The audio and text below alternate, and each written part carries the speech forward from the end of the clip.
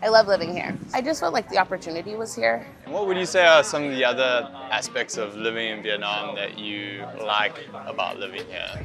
I love so much about being here. I feel very, very blessed, very lucky. I always tell people, like, this is the place to be. This is the place to be. It's affordable, it's safe, and there's a lot going on, but also just how friendly people are, knowing that there was a guaranteed job at the end of it, too. And so just knowing that because we have the ninja stamp, we're good to go, that was really helpful. So what about some of the challenges of living here, right? Because there's obviously going to be some challenges of living abroad in a new country. There's challenges everywhere. I have loved the whole experience. Even my initial experiences were really good. Today we're here in Ho Chi Minh City, Vietnam, and we're going to be talking to an English teacher who lives here in Vietnam about her experience of living in Vietnam, what it's like teaching English here, her apartment, and what it was like going through the Ninja Teacher TEFL program to start teaching English in Vietnam. She also opened a bar here, so I'm going to ask her about that. So it should be an interesting conversation, and we're about to go sit down and have a chat now. I'm Alex from Ninja Teacher, and let's get into the video.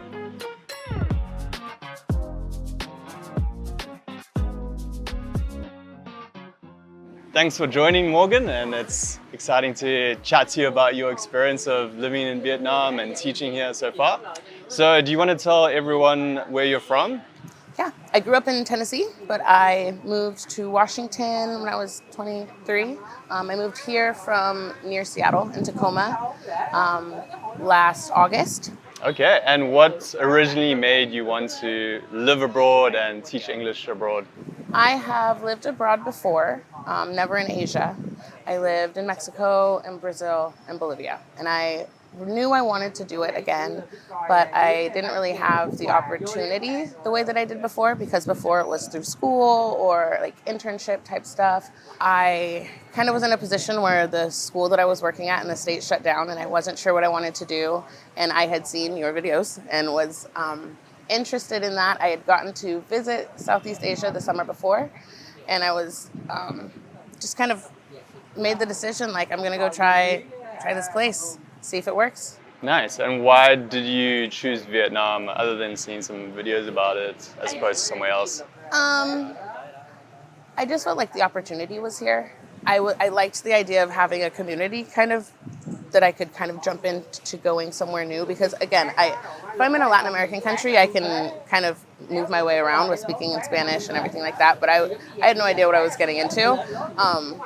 Something else though, when I traveled, I did like a teacher tour for teachers in the States, and we started in Thailand, and then we went to Laos, and then we ended in Vietnam. And we were only in Vietnam for like a couple days, and it was when some government official had passed away, so everything's closed, and and it was funny because at the end of that trip I was like, that was my favorite country even still. So I was really excited when I realized that there was opportunities here for teaching, because I wanted to get to know the country more. Then when you first did arrive in Vietnam, what were your first impressions after spending a few days, a couple of weeks here? I mean, the first one is that I loved it, but it was, there's culture shock. It's hot. Food is sweet. A lot of the food. And it's busy, and there's a lot going on, but also just how friendly people are. And I have loved the whole experience. Even my initial experiences were really good. Good. Yeah, I'm glad to hear that. And then you took the TEFL course, the Vietnam TEFL program with us back in, was it August 2025? And how did you find that whole experience of coming through the program? It was wonderful. I made friends. The very first day that I landed here, because Ninja connects you with your cohort ahead of time.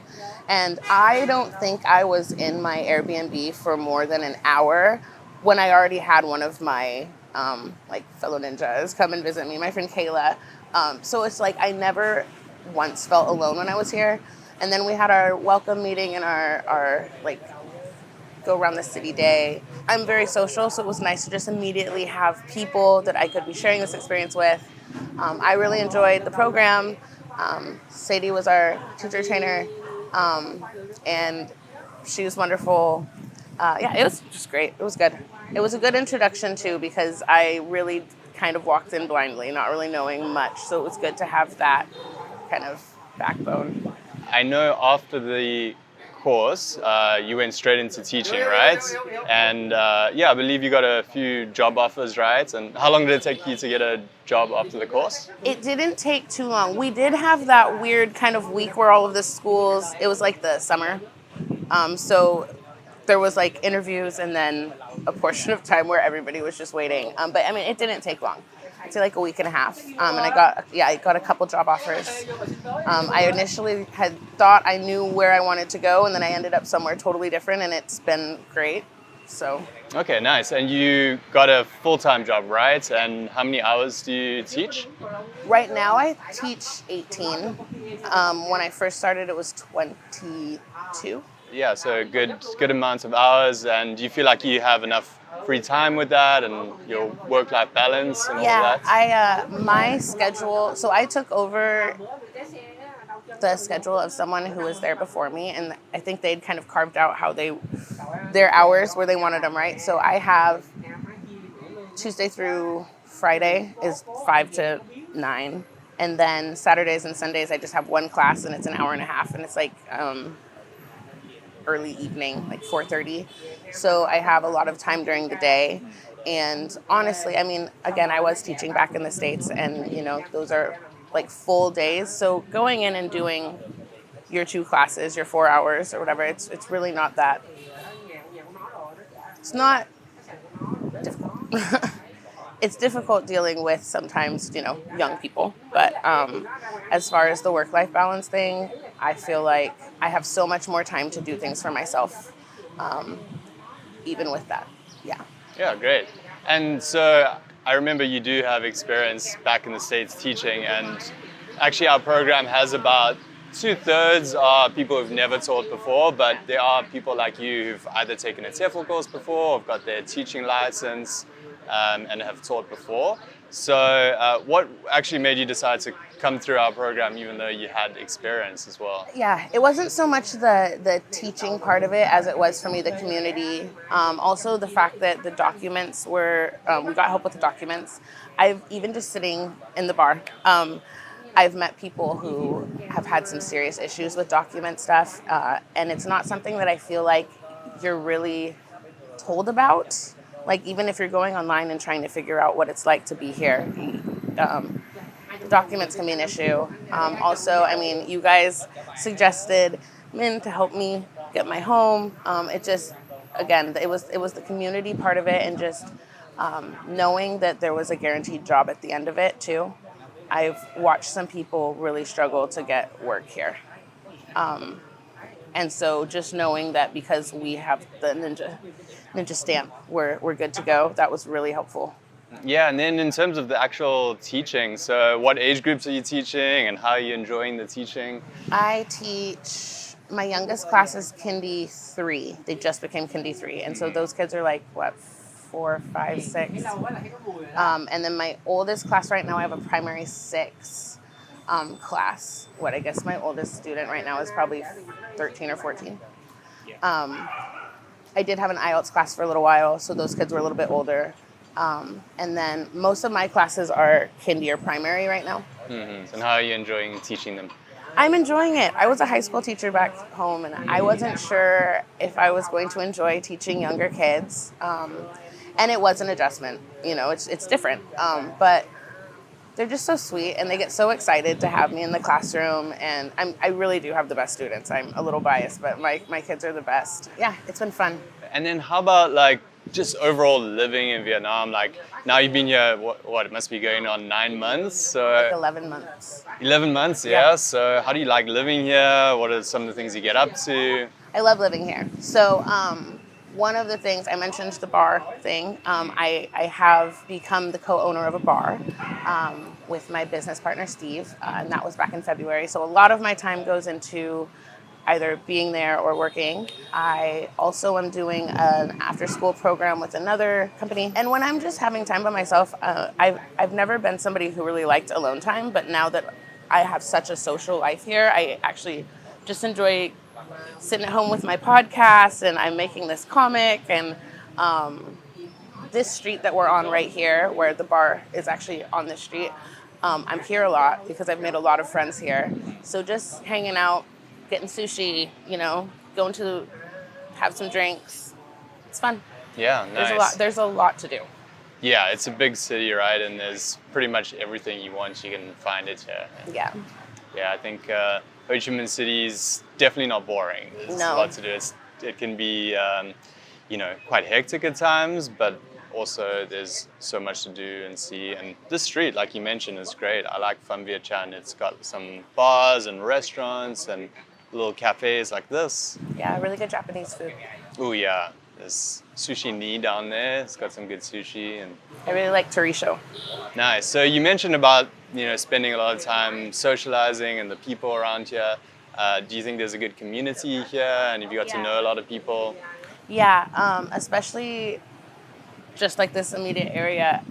Anytime that I come here at night, it's hello, hi. Everybody really, not everyone. Obviously, there's people that come in that are tourists and everything like that. But this is really kind of an expat in a local area, much more so than some of the other places I think that people would think to go. And so when you get here, you just feel like you're part of that little PVC fam. Yeah, so that's nice. I think we got our coffee and tea. Am I? Come on, yeah. Ooh, that looks good. That is delicious. What kind of tea is it? Peach tea? Guava. Guava. Nice. You can definitely form like good communities here, right? I know some of the guys on your course, like, who was it? Matt's you're friends with, and do you work with Cody now? Yeah, it's interesting. So I feel like I have a community here on PBC. I have the ninja community that I have, both people that were in my cohort, but also because of the welcome meetings and just, again, the community. I've had a lot of friends now through ninja that were not in my cohort. So I have that community, and then my work community as well. I got blessed with the best coworkers. They're some of the best people I've ever met. So I have like 3 pretty strong and completely different communities, which is really nice. Yeah, great. And also all the people who just like pop into your bar and make friends there, right? Yeah. Like Oh yeah, it's been fun. So how about where you're living? You have an apartment not too far from work, right? And how's your apartment? Oh, I love my apartment. I definitely lucked out. I have a 1-bedroom in Durak. I know I say that horribly. We have a pool, there's a little gym. And I just really enjoy it. I don't live around here. I know a lot of people that I know do live kind of in this area, but I live a little bit out farther. Everything's a lot more affordable, and I like being in an area where it's not all foreigners. I'll go outside and there's all of these like older ladies and their little grandkids, and all the kids are just like, oh wow, and like all the ladies are like, okay, say hello, and like it's just fun. It's really really nice place to live. It's quiet at night, which is very nice. But it's also right by the metro. So It's really easy. If I want to get down here quickly, I can just hop on there. I think it takes me 4 minutes to walk there. So, yeah. And the rent's probably more affordable there than here as well. Yeah, because everybody tells me, like, I have a 1-bedroom with an oven, with like a full bathroom, everything. And people that I know that live more in the city are paying more than I am for a studio. Right. Yeah. I feel very, very blessed, very lucky. My utilities are almost non-existent, those bills. So it's really nice. Cool. Yeah, that's awesome. And yeah, it's so nice being by the metro, right? Because that goes all the way into here, right? But then also all the way into District 1, so that's convenience as well. Yeah. And what would you say are some of the other aspects of living in Vietnam that you like about living here? God, I love so much about being here. I really enjoy, I enjoy being around Vietnamese people. I think that sometimes you get a little, what is the word, apprehensive about going somewhere new and not knowing how people are going to treat you. And I have, honestly, for the most part, only had great experiences with people here. People are very curious about foreigners. So like as soon as you throw out the little Xin Chao, you're in, and people like are really happy to share things with me. And I just feel like I'm in a very warm and safe and just comfortable place to be. Food is good. I started out with a little bit of a love-hate relationship with it because I hadn't found the things that I liked. Okay. The food down here is a lot sweeter. And so that was an adjustment. But now that I've explored Vietnamese food and like really found the things that I love, it's great. And also the other like Asian food I can get. I never knew how much I loved Japanese food. Yeah. It is one of my favorite things. And there's a lot of it around here. Which Vietnamese dishes do you like? I really like bún chả and bún thịt nướng. I like bonnet. I feel like I'm butchering these words. Oh my gosh. No, I got you. I really like the like beef dishes a lot here too, and then like pork stuff. So, Great. and then just all the seafood. Oh yeah. Have you been down to the coast? I went to Vung Tau, Yeah. but I was only there for a day. My company does like a company trip there, so we were pretty tied up while we were down there. I'd really like to go kind of on my own for a weekend. My family is coming to visit me in December, and I'd really like to go take them to the coast somewhere. Yeah, there's so many good spots, and you can get great seafood by the coast. Any of the beachside cities, you know, if the closer ones like Vung Tau, if you want to spend more time there, or Mui Ne. Otherwise, you can go further up to like Chanh or Da Nang, and yeah, so lots of good spots to go to. So, what about some of the challenges of living here, right? Because there's obviously going to be some challenges of living abroad in a new country. There's challenges everywhere. There's just things that you don't know are going to happen. It's a different culture. And I like to think of myself as pretty open, but there are still sometimes things that will frustrate me, like just kind of adjusting to working in a Vietnamese company. The face saving thing can be difficult to deal with. But also at the same time, I think it's good to learn how to like work through that. Food, again, was difficult for me at first, just because for me, sweet food is dessert.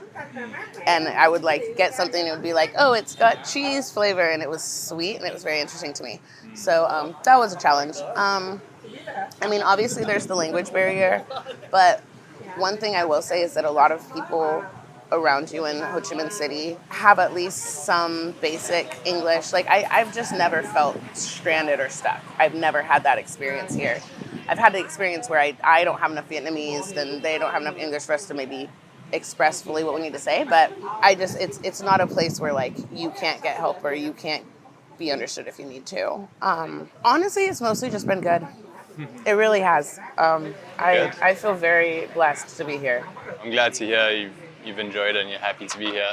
I am. And what would you want someone who is thinking about maybe moving here, teaching abroad to know, and what would you say to someone like that? I would absolutely say do it. I would say, I think if you're planning on coming here and you're just planning on coming for like a year and doing your thing, I would just come immediately. If you want to kind of do what I'm doing and like, I want to stay here, I would say wait a little bit, save some money. There are going to be things that you're going to encounter that you have to pay for, have to do that you're not going to be ready for. So like really get ready, because once you get here, you're not going to want to leave. I have so many people come into my bar and they're just like, okay, so how do I get a job? Because I want to stay. And like they were just, traveling for their couple days or couple weeks, and now they're like, I want to be here. It really is. I always tell people like, this is the place to be. This is the place to be. It's affordable. It's safe. It's warm. I can wear dresses all year long. I would definitely tell people to come. At least give it a shot. My whole thing was if I don't end up liking it, I can go home. But I ended up loving it immediately. So, what's your favorite things about living in Vietnam? It's interesting because I think there's different things that you like at different periods of time. Now, after being here for 10 years, it's that I can really get set up well here, especially doing something like running Ninja Teacher, a business that's running well, and I can have a nice setup with where I live and work with good people, and just kind of set up my life how I wanted. I wouldn't have been able to do anything like this back home. I mean, maybe I could have, but the barrier for entry would have been so much higher. I feel the same way. I feel like I've just had opportunity after opportunity out here. I think that when you first come out, the thing that people say is like, the only opportunity you're really gonna have is to be a teacher, and like that's not true. There's so much that you can do here.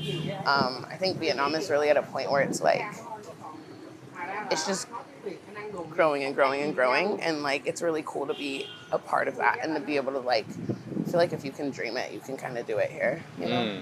I like that. Yeah. I felt back home stuck sometimes, and I just feel like here, no. All right. Well, we also gonna take a little walk and see your bar, right? Yeah, it's not open right now, but we can go check it out. This is the Pham Viet Chanh street, and you can see there's these little cafes here. Over there's one on the corner. There's a pho place over there. There's a few cool little bars here, including yours, which I haven't seen yet, but it'll be really cool to see it. I mean, it's the daytime now, so not officially open, but yeah, you can see right over here, there's a few different bars along here as well. Yeah, at night it's all the bars are open, so it's very much it feels like a beer street. I feel like it is a beer street. Yeah, it's like a little walking street. It's not an official walking street, but it kind of feels like it has the feel. Yeah, for sure. So they close here, but there's some other bars over there. We are the last bar on the street. You won't see it unless you come all the way down here, but it's kind of nice. We're tucked away. There's also is it still there? There was a cocktail bar on the other side. On the very there. end, yeah. Verdant. Oh, there's a little dog here. So this is our sign, Wingz. This is our little bar. Ah, so cool. I like the lighting, all the lights along the edges. So at night it looks really cool because it's kind of dark, and then the walls, when we tore down the stuff that was on before, it was like this weird white stuff. This was all behind it, and we were just kind of like, this looks pretty cool. So with the lights and everything, it's a vibe for sure. We have a lot of different like Vietnamese beers. We have Huda, we have Tiger, Saigon Red, we have Huda Gold. We have a lot of the fuzzy Logic drinks right now, like the John Lemon, the 10 Dogs.